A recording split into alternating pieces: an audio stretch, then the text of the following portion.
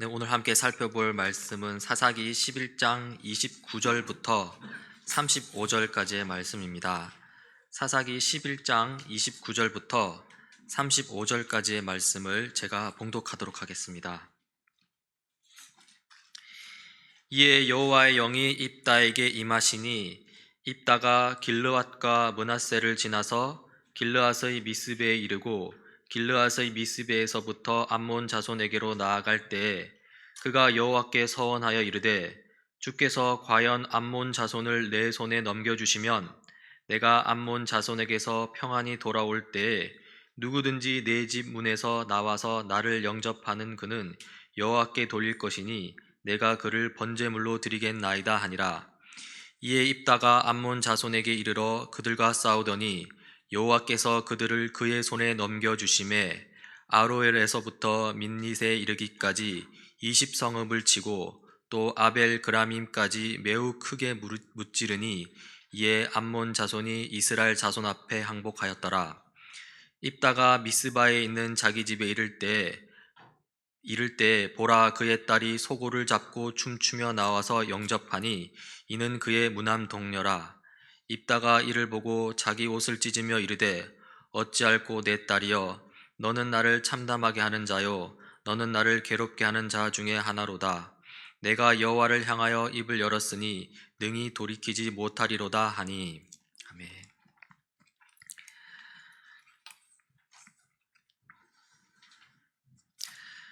지금 계속해서 사사들의 이야기를 살펴보고 있는데요. 사사기는 점차 타락해가는 이스라엘의 상황을 보여주면서요. 그러면서 무언가 특별한 대안이 필요하다는 것을 이렇게 암시합니다. 이 특별한 대안이 무엇인지는 지금 말씀드리진 않고요. 다음에 말씀드리겠습니다. 대충 눈치채고 계신 분도 있을 텐데요. 다만 지금 우리가 초점을 두고 싶은 점은 이 이스라엘이 점점 더 타락해 간다는 것입니다. 지난 시간에 기드온과 그의 아들 아비멜렉을 중심으로 이야기를 살펴봤는데요.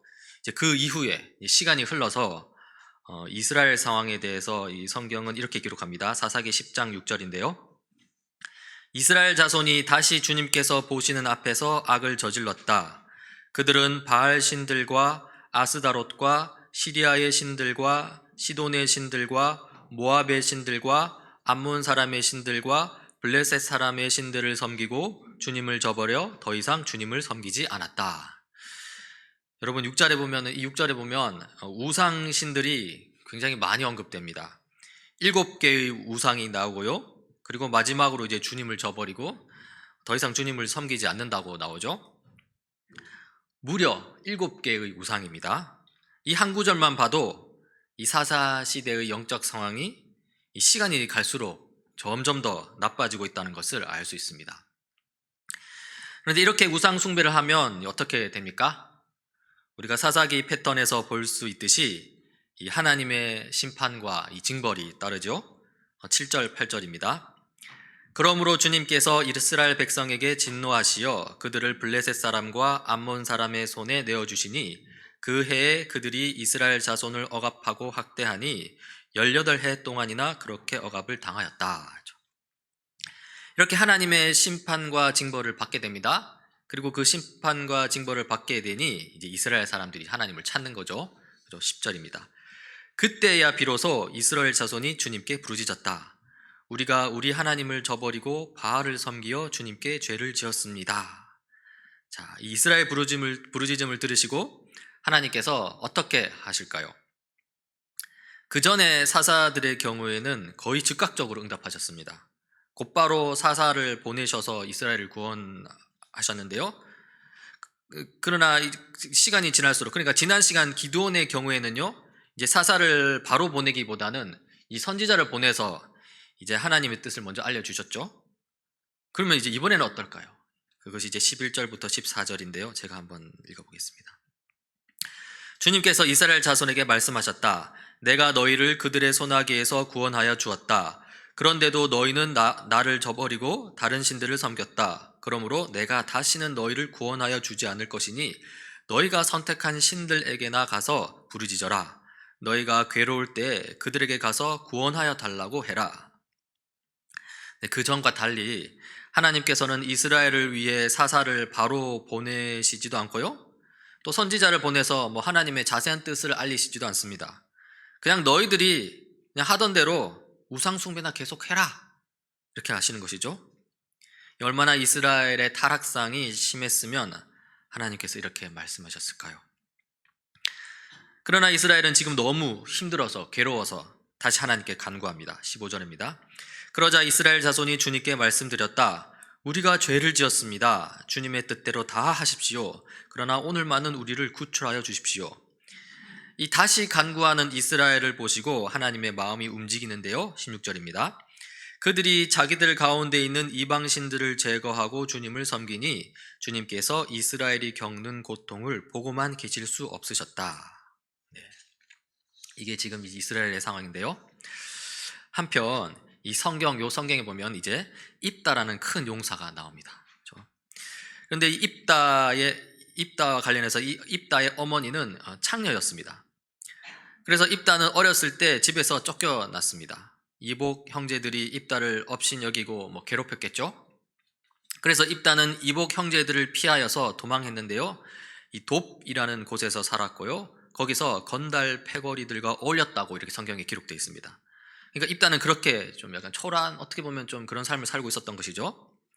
그런데 이 암몬 자손이 이스라엘로 쳐들어온 것이죠. 앞서 살펴보았듯이 이것은 이스라엘의 우상 숭배에 대한 이 하나님의 심판과 징벌이었습니다. 이스라엘은 괴로워서 하나님께 부르짖었고요. 하나님은 이스라엘의 부르짖음을 듣고 장로들을 통해 이 추방당했던 입다를 불러옵니다. 사사기 11장 5절 6절입니다. 암몬 자손이 이스라엘을 쳐들어오자 길르앗의 장로들이 입다를 데려오려고 돕 땅에 가서 그에게 말하였다.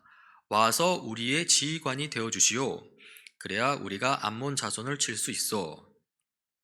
이 상황이 완전히 바뀐 것이죠. 예전에는 입다가 쫓겨났습니다.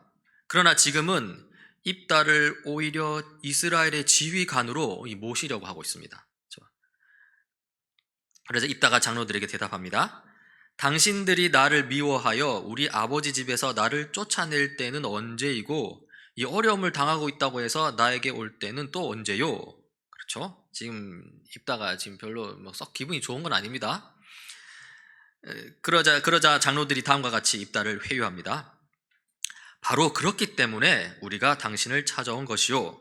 우리와 함께 가서 암몬 자손과 싸운다면 당신은 모든 길앗 사람의 통치자가 될 것이요. 이 과거에는 괄시를 받고 추방당했는데 오히려 그렇기 때문에 지금 다시 돌아와서 아예 이스라엘의 통치자가 되라는 것이죠. 그러자 입다는 이 장로들을 따라가고요. 이스라엘 백성들은 입다를 자기들의 통치자요, 지휘관으로 삼습니다. 그런데 여기서 우리는 한 가지 좀 궁금함을 품게 되는데요. 이 첩의 자식인데다가 추방당해서 이 건달패들과 어울려 다니던 입다입니다. 그렇죠? 그런 입다가 얼마나 대단하길래 이 장로들과 백성들이 이 입다를 통치자요 지휘관으로 삼고자 하는 것이죠. 얼마나 대단한지 궁금한데요. 그것들은 그 다음 성경 기록들을 통해서 좀 확인해 볼 수 있습니다. 좀 이야기를 더 살펴보겠습니다. 입다는 이제 이스라엘의 통치자 지휘관이 됩니다. 그렇게 되자 지금 이스라엘을 공격하고 있는 이 암몬의 왕에게 사절을 보냅니다. 12절입니다. 입다가 암몬 자손의 왕에게 사절을 보내어 말을 전하였다. 우리 사이에 무엇이 잘못되었기에 나의 영토를 침범하십니까? 그러자 이 암몬 족속의 왕이 이제 대답을 합니다. 13절입니다. 이스라엘이 이집트에서 올라올 때 아르논 강에서부터 야복강과 요단강에 이르는 나의 땅을 점령하였습니다. 그러니 이제 말썽을 일으키지 말고 그 땅을 내놓으시기 바랍니다. 원래는 자기들 땅이었는데 이스라엘이 출애굽하고 나서 그 이후에 가나안 땅 정복 과정에서 불법적으로 빼앗았다는 것이죠. 그러자 이제 입다가 이 암몬 왕의 이 발에 대해서 이따가 아주 길게 응수를 합니다. 15절부터 27절까지의 내용인데요. 좀 이렇게 발췌해가면서 간략하게 해서 하자면 이렇습니다. 처음 부분이 이런데요. 지금 암몬 족속의 왕이 문제 삼고 있는 그 땅은 원래 아모리 족속의 땅이었다. 출애굽 과정에서 이 아모리 족속이 우리 이스라엘을 먼저 공격했다. 그래서 우리 이스라엘은 아모리 족속의 공격에 맞서 싸웠고 결국 그 전쟁에서 승리하여 아모리 족속의 땅을 쟁취했다. 따라서 암몬, 네가 지금 문제 삼고 있는 땅은 암몬 너희와는 아무 상관이 없는 땅이다 라고 이렇게 응수를 합니다. 여기서 입다는 이 역사적 사실에 근거한 이 논증을 펼치고 있는 것이죠. 이 객관적인 사실을 정확하게 펼쳐 보여주면서 그 땅은 합법적으로 이스라엘 땅이라는 것을 논증하는 것입니다. 한편 입다는 이 신학적인 논증도 시도하는데요. 23절, 24절입니다. 주 이스라엘의 하나님이 그의 백성 이스라엘 앞에서 이렇게 아모리 사람을 몰아내셨습니다. 그런데 이제 와서 당신이 이 땅을 차지하겠다는 것입니까? 이렇게 하죠. 그러면서 당신은 당신이 섬기는 신 그모스가 당신의 몫으로 준 땅을 차지하지 않았습니까? 우리는 주 우리 하나님이 우리 앞에서 원수를 몰아내고 주신 모든 땅을 차지한 것입니다. 그렇죠. 이 당시 고대 근동에서의 전쟁은 이 단순히 사람과 사람, 이 민족과 민족의 전쟁만을 의미하지 않았습니다. 각 종족들이 섬기는 신들의 전쟁이었죠. 여러 신들이 존재하고 그 신들이 세계를 움직인다는 이 다신론적인 이 세계관이 엿보이는데요.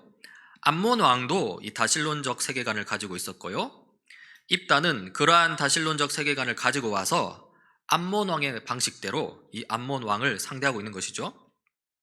그러니까 이 너희들의 신 그모스가 준 땅이 있고 우리들의 신 하나님이 준 땅이 있는데 지금 문제가 되고 있는 이 땅은 우리 하나님이 주신 땅이다 이렇게 하고 있는 것이죠.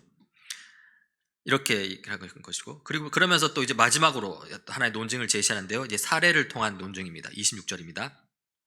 이스라엘이 헤스본과 그 주변 마을들과 아로엘과 그 주변 마을들과 아르논 강변의 모든 성읍에 300년 동안이나 살았는데 왜 당신은 그동안의 이 지역들을 되찾지 않았습니까? 요 26절에서 입다는 지금 많은 다른 사례들을 가지고 와서 논증을 하고 있는데요.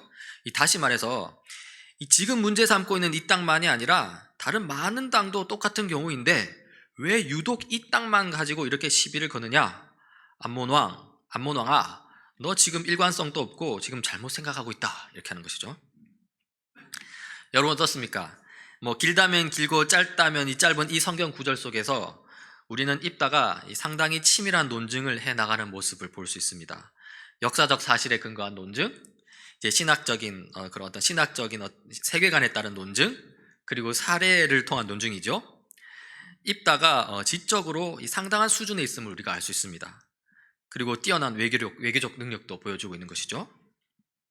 앞서서 처음에 입다를 소개할 때 입다가 큰 용사라고 했는데요.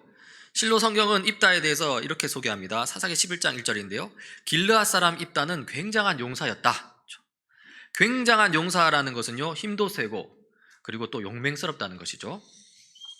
이렇게 지금까지 살펴본 내용을 가지고 입다에 대해서 종합해 보면 입다는 신체적으로 뛰어날 뿐만 아니라 지적으로도 뛰어났습니다. 용맹스러움, 외교적 역량까지 해서 여러 가지 면에서 탁월한 사람이었던 것이죠. 우리가 앞서 입다가 이 형제들로부터 추방당했다고 했는데요. 우리는 그 이유를 대충 알 것 같습니다. 형제들이 입다를 질투했던 것이죠. 첩의 자식이고 신분으로 보자면 자기들보다 비천한데, 그런데 자기들보다 더 뛰어나니 질투가 났을 것입니다. 그래서 쫓아내지 않았을까? 그렇게 유추해 보게 됩니다. 그리고요, 이 동일한 이유로, 그러니까 이 입다의 탁월함을 아는 이 장로들이 위기의 상황에 처해서야 이제 입다를 통치자, 지휘관으로 세우려 했던 것이죠. 이만한 인물이 없다는 것입니다. 이렇게 뛰어난 입다는 이 암몬 왕의 괴롭힘에 대해서 다짜고짜 전쟁을 하자고 하지 않고요, 아까 살폈듯이 평화롭게 외교적인 방법으로 일을 처리하고자 하는 것이죠. 입다의 논쟁에 대해서 이 암몬 왕이 어떻게 했을까요? 다시 반론을 제기하고 응수했을까요? 이 암몬 왕은 그렇게 하지 못했습니다. 입다의 말이 다 맞는 말이어서 반론을 할 수 없었고요. 그래서 아예 무시해버립니다. 28절입니다. 그러나 암몬 자손의 왕은 입다가 자기에게 전하여 준 말에 전혀 귀를 기울이지 않았다. 이제 이 상황에서 남은 것은 전쟁밖에 없습니다. 하나님께서 주의 영을 입다에게 내리시고요, 입다는 전쟁을 준비하는데요. 그런데 이때 입다가 하나님 앞에 서원을 합니다. 맹세를 한다는 것이죠. 그 장면이 30절, 31절에 나옵니다. 그때 입다가 주님께 서원하였다. 하나님이 암몬 자손을 내 손에 넘겨주신다면 내가 암몬 자손을 이기고 무사히 돌아올 때 누구든지 내 집 문에서 먼저 나를 맞으러 나오는 그 사람은 주님의 것이 될 것입니다. 내가 번제물로 그를 드리겠습니다. 이 문제의 성경 구절입니다. 지금 입다가 굉장히 충격적인 맹세를 하고 있습니다. 하나님께서 전쟁에 이기게 해주신다면 어떤 한 사람을 이 번제물로 바치겠다는 것이죠. 여기서 번제물은 제물을 불에 태워 드리는 제사를 가리키는 것입니다. 어떻게 되었을까요? 입다는 전쟁에서 이겼을까요? 예, 이겼습니다. 아주 크게 이겼습니다. 암몬 족속의 항복을 받아내죠. 이 승리한 입다와 그의 군사가 입다가 이제 고향으로 돌아옵니다. 그리고 이제 우리의 관심은 누가 입다가 한 맹세, 이 서원의 희생 제물이 되느냐 하는 것이죠. 그게 34절에 나옵니다. 전쟁에서 승리한 입다가 미스바에 있는 자기 집으로 돌아올 때 소구를 치고 춤추며 그를 맞으려고 나오는 사람은 바로 그의 딸이었다. 그는 입다의 무남 동료였다. 입다의 딸이 입다를 가장 처음 맞이하고요. 그리고 그는 입다의 하나뿐인 자식이었습니다. 입다의 가슴이 찢어졌습니다. 35절입니다. 입다는 자기 딸을 보는 순간 옷을 찢으며 부르짖었다. 아이고 이 자식아, 네가 이 아버지의 가슴을 후벼 파는구나. 나를 이렇게 괴롭히는 것이 하필이면 왜 너란 말이냐. 주님께 서원한 것이어서 돌이킬 수도 없으니 어찌한단 말이냐. 네. 입다는 자신이 서원한 것 때문에 괴로운데요. 그 서원을 지킬까요? 예, 그대로 지켰습니다. 39절입니다. 아버지 입다는 주님께 서원한 것을 지켰고 그 딸은 남자를 알지 못하는 처녀의 몸으로 죽었다. 오늘 함께 살핀 이 입다 이야기는 우리를 혼란스럽게 만듭니다. 도대체 어디서부터 잘못되었는지 자꾸 한번 생각해 보게 됩니다. 두 가지 질문이 떠오르는데요. 첫 번째로 입다가 왜 그런 서원을 했느냐는 것입니다. 또 두 번째로 입다는 그 서원을 지켜야 했느냐는 것이죠. 이 두 가지 질문에 대해서 하나씩 답하면서 오늘 입다 이야기가 우리에게 주는 교훈을 살펴보면 좋겠습니다. 먼저 입다가 왜 그런 서원을 했느냐 하는 것입니다. 입다는 하나님께서 전쟁에 승리하게 해주신다면 전쟁에서 돌아올 때 자기를 처음 환영하는 한 사람을 번제물로 바치겠다고 서원했죠. 간단히 말해서 전쟁에서 이기게 해주시면 이 사람을 제물로 바치겠다는 것입니다. 여러분, 사람을 제물로 바치는 것, 곧 인신제사인데요. 이 인신제사는 하나님께서 아주 가증스럽게 여기는 것입니다. 그 뒤에 예레미야 선지자를 통해 하나님께서 하신 말씀인데요. 제가 한번 읽어보겠습니다. 나 주의 말이다. 참으로 유다 백성은 내가 보기에 악한 일들을 하였다. 지금 이 선지자 예레미야가 유다 백성을 비판하면서 지금 하는 말씀이에요. 그들은 자기들의 아들과 딸들을 불태워 제물로 바치려고 흰놈의 아들 골짜기에 도벳이라는 산당을 쌓아 놓았는데 그런 것은 내가 명하지도 않았고 상상조차도 하여 본 적이 없다. 이 하나님은 자기 자녀들, 그러니까 사람을 불태워 제물로 바치는 것에 대해서 하나님 당신이 명령하지도 않았고 심지어 상상조차도 하여 본 적이 없다고 합니다. 그렇죠? 그런데요, 입다는 지금 하나님이 명령하지도 않았고 상상조차도 해본 적이 없는 인신제사를 하겠다는 것이죠. 여러분, 지금 이 시점에서 이런 질문을 한번 해봅시다.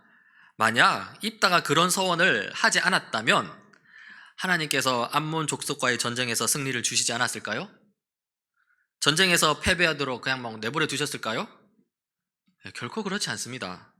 하나님께서 입다를 사사로 세우셨을 때 그것은 암몬 족속과의 전쟁에서 승리를 주시겠다는 의미입니다. 그런 서원 안 해도 이미 승리가 보장되었던 것이죠. 그러니까 입다는 지금 쓸데없는 서원을 한 것이고요. 쓸데없는 정도가 아니라 입다의 서원은 아주 잘못된 것입니다. 하나님이 명령하지도 않았고요. 하나님이 상상조차도 해본 적이 없고요. 심지어 하나님이 아주 가증스럽게 여기는 행위를 하겠다고 하나님 앞에서 맹세를 한 것이죠. 그러면 처음 질문을 던져보자고요. 그럼 그렇다면 입다는 왜 이런 서원을 했느냐는 것이죠. 이것이 지금 우리가 살피고 있는 질문인데요. 왜 입다는 이런 말도 안 되는 서원을 한 것일까 했을 때 그 근본적인 이유는 한 가지입니다. 바로 입다가 하나님에 대해 심각하게 오해하고 있었기 때문입니다. 그렇기 때문에 이런 말도 안 되는 서원을 한 것입니다. 입다는요, 좀 더 심하게 말하자면 하나님을 고대 근동의 여러 우상신들 중에 하나로 한순간 착각한 것입니다. 그 당시 우상신들은 아주 조건적이었습니다.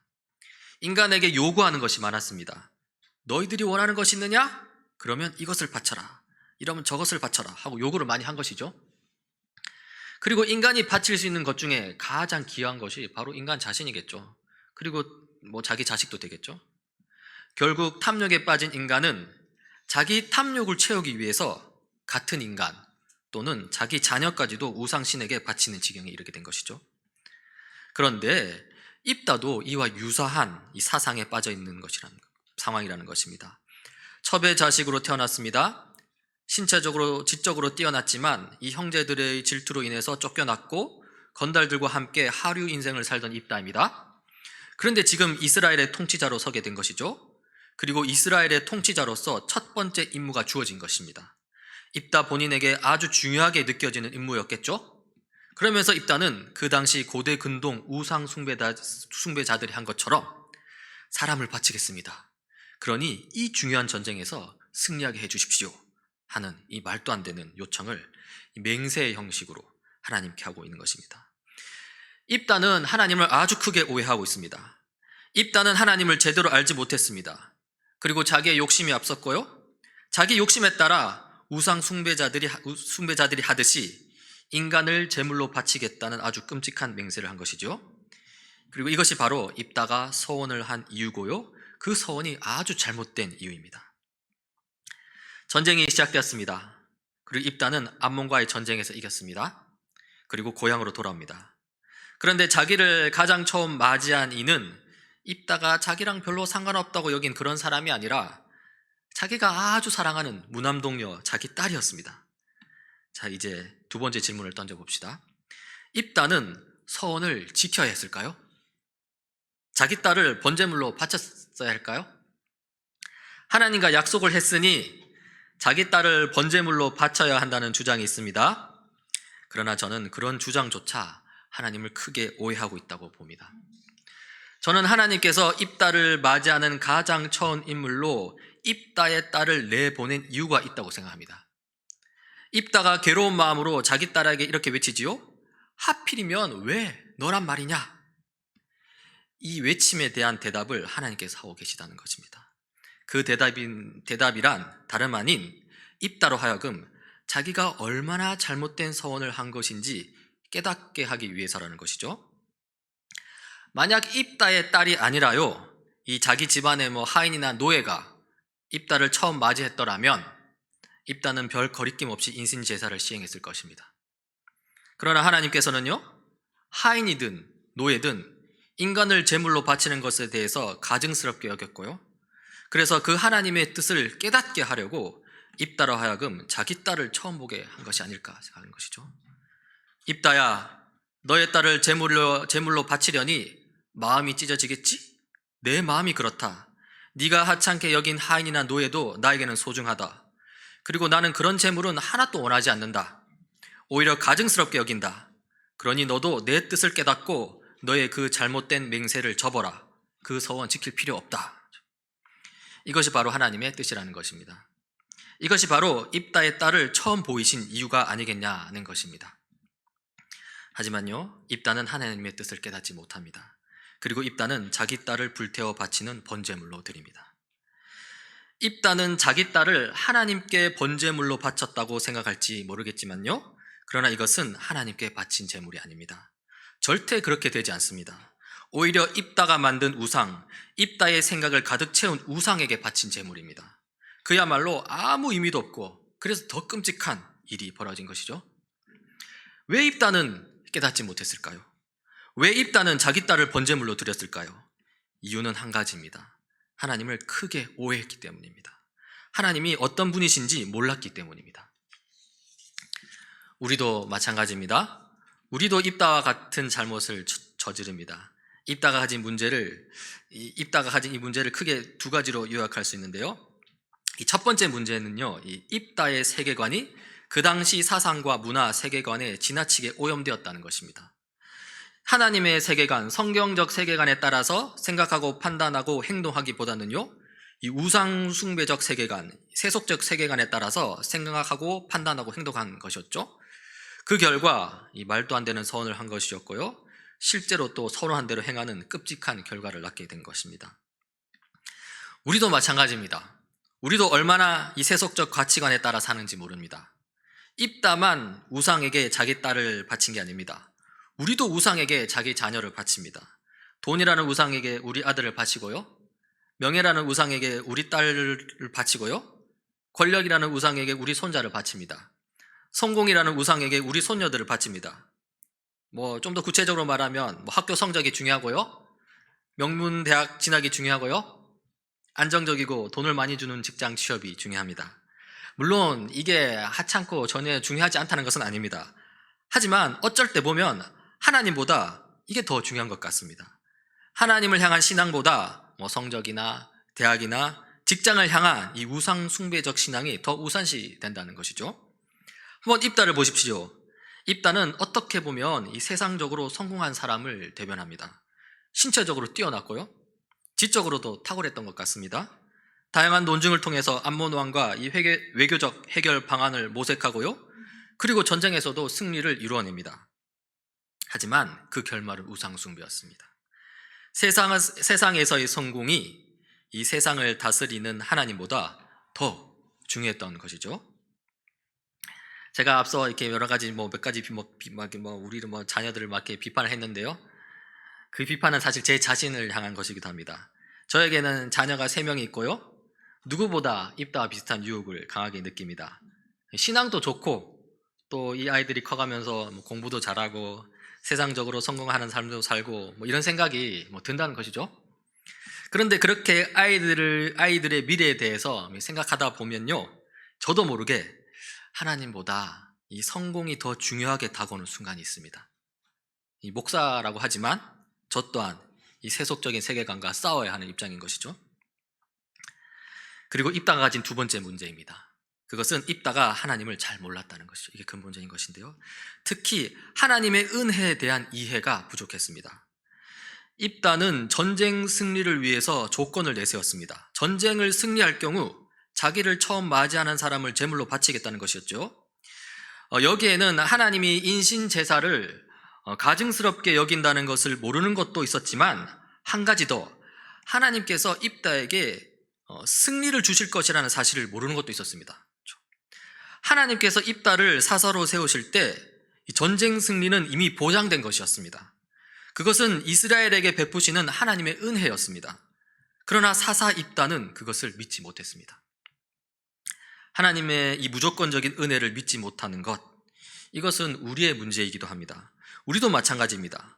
우리는 하나님의 은혜를 잘 받아들이지 못합니다. 그래서 자꾸만 무언가를 하려고 합니다.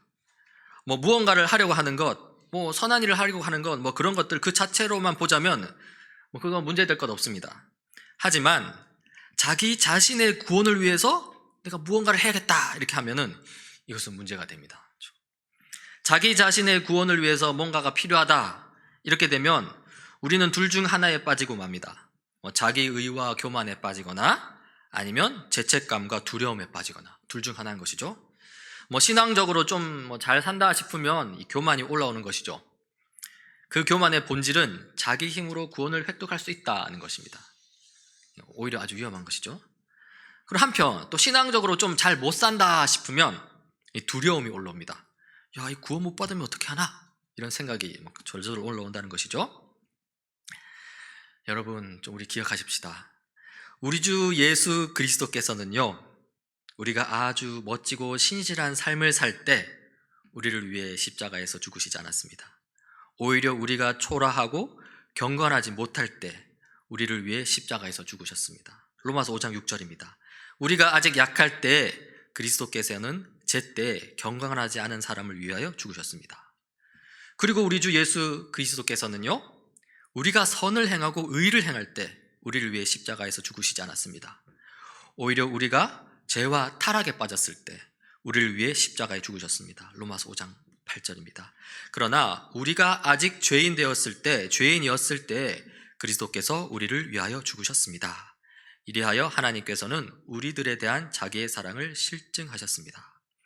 그리고 우리 주 예수 그리스도는요, 우리가 하나님의 친구일 때 우리를 위해 십자가에서 죽으신 것이 아닙니다. 오히려 우리가 하나님께 대적할 때 우리를 위해서 십자가에서 죽으셨습니다. 로마서 5장 10절입니다. 우리가 하나님의 원수일 때에도 하나님의 아들의 죽으심으로 말미암아 하나님과 화해하게 되었습니다. 입다는요, 하나님의 은혜와 사랑을 충분히 알아야 했습니다. 그래서 전쟁 승리를 위해서 사람을 바치겠다는 서원을 아예 하지 말았어야 했습니다. 그리고 입다는요, 설령 잘못된 서원을 했더라도 하나님께서 그를 처음 맞이하는 사람으로 그의 딸을 보냈을 때 자기의 잘못을 깨달았어야 합니다. 그리고 회개하는 것이죠. 잘못된 서원을 했다는 것에 대해서 하나님께 용서를 구하는 것이고요. 그리고는 자기 딸을 이 번제물로 바쳐서는 안 되는 것이었습니다. 이 원칙에도 경중이 있습니다. 서원한 것을 지켜야 한다는 원칙과 사람을 제물로 바쳐서는 안 된다는 원칙이 있죠. 이 두 원칙이 부딪힐 때 여기서 깊이 고민할 필요가 없습니다. 사람을 제물로 바치지 않는 게 훨씬 더 중요하고 반드시 지켜야 할 원칙이라는 것이죠. 하지만 입다는 자신의 행위를 하나님의 사랑과 은혜보다 더 크게 여겼습니다. 그리고는 자기의 뜻대로 자기가 하고자 했던 그 행위를 그냥 해버린 것이죠. 예수 그리스도의 십자가 행위보다, 하나님의 은혜보다 자기 행위를 더 크게 여긴 것이라 봐도 무방합니다. 이렇게 입다는 자기의 생각과 행동이 세속적 세계관에 오염되었고요, 그리고 하나님의 사랑과 은혜를 온전히 이해하지 못하면서 자기 인생에 가장 큰 오점을 남기고 말았습니다. 자기 딸을 우상에게 제물로 바치고 만 것이죠. 다시 말씀드립니다. 입다는 자기 딸을 하나님께 바친 것이 아닙니다. 자기가 만든 하나님, 자기가 만든 우상에게 자기 딸을 바친 것입니다. 네, 비극적인 결말입니다. 이러한 비극적인 입다 이야기에 이 부록과 같이 달린 이야기가 또 하나 있는데요, 사사기 12장 1절부터 7절까지 내용입니다. 무슨 내용이냐면 이 에브라임 지파와 관련된 내용입니다. 제가 한번 이 부분들을 좀 살펴보고 말씀을 마치고자 하는데요, 사사기 12장 1절입니다. 에브라임 지파 사람이 싸울 준비를 하고 요단강을 건너 사본으로 와서 입다에게 말하였다.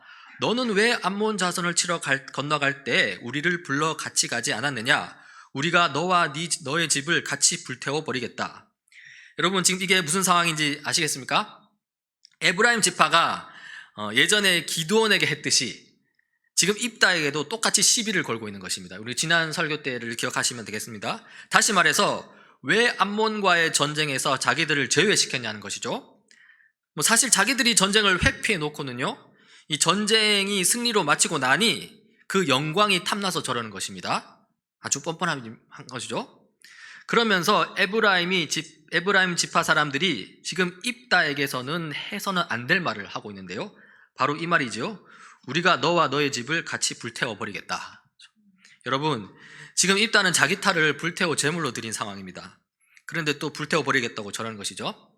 그 말을 듣고 입다가 얼마나 열이 받았을까요? 그날로 입다는 사람들을 불러 모으고요, 에브라임 지파를 공격합니다. 에브라임 지파 사람들은 도망치게 되는데요, 그 다음 내용을 제가 성경을 인용해서 말씀드리겠습니다. 사사기 12장 5절 6절입니다.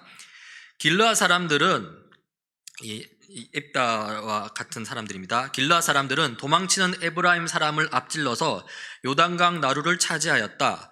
도망치는 에브라임 사람이 강을 건너가게 해달라고 하면 길르앗 사람들은 그에게 에브라임 사람이냐고 물었다. 그가 에브라임 사람이 아니라고 하면 그에게 쉬볼렛이라는 말을 발음하게 하였다. 그러나 그가 그 말을 제대로 발음하지 못하고 시볼렛이라고 발음하면 길르앗 사람들이 그를 붙들어 요단강 나루터에서 죽였다. 이렇게 하여 그때 죽은 에브라임 사람의 수는 42,000이나 되었다. 그렇죠? 지역 색깔이 있으니까 그 지파마다 발음하는 게 달랐겠죠. 아마 사투리 비슷한 것입니다. 여러분, 이것 또한 비극입니다.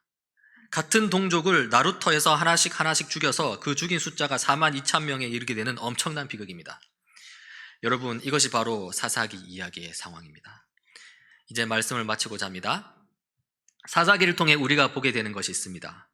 우리 인간에게는 도저히 희망이 없다는 것입니다. 그렇죠? 참으로 그 사실을 우리 인정하시기 바랍니다. 우리에게는 희망이 전혀 없습니다. 하지만요, 우리는 또 이미 알고 있습니다. 다른 희망이 있다는 것이죠. 그것은 다름 아닌 예수 그리스도 십자가로 말미암은 소망입니다. 입다 이야기를 통해 우리 교훈 얻으시길 바랍니다. 세속적 세계관에 오염되지 않도록 끊임없이 스스로를 점검하고요, 그렇게 하기 위해서 더욱더 성경을 가까이 하고 하나님을 가까이 합시다. 더불어서 사랑과 은혜의 하나님을 더욱더 알도록 합시다. 우리의 희망은 오로지 하나님이신 우리 주 예수 그리스도에게만 있습니다. 네, 기도하시겠습니다. 하나님 아버지, 오늘 입다의 이야기를 살펴보았습니다. 입다는 뛰어난 능력을 갖추었고 하나님의 부르심에 응답하여 사사의 역할을 감당하였음에도 불구하고 이 하나님을 올바로 알지 못해서 결국 자기 딸을 자기가 만든 우상에게 바치고 말았습니다. 하나님 아버지, 우리로 하여금 하나님을 올바로 알 수 있게 하옵소서. 성경 이야기에 익숙해지고 성경적 삶의 원리가 마음에 새겨져서 하나님에 관한 올바른 지식 가운데 참된 하나님 나라 백성으로 살게 하옵소서. 특별히 우리를 유혹하고 우리를 억압하는 세상적인 가치에 물들지 않게 하시고 이 하나님을 아는 지식 가운데 성경적인 세계관을 우리 속에 세워갈 수 있도록 늘 우리를 인도하시고 보호하여 주시옵소서. 하나님 아버지, 주님을 더욱더 알기를 원합니다. 우리 주 예수 그리스도 이름으로 기도드립니다. 아멘.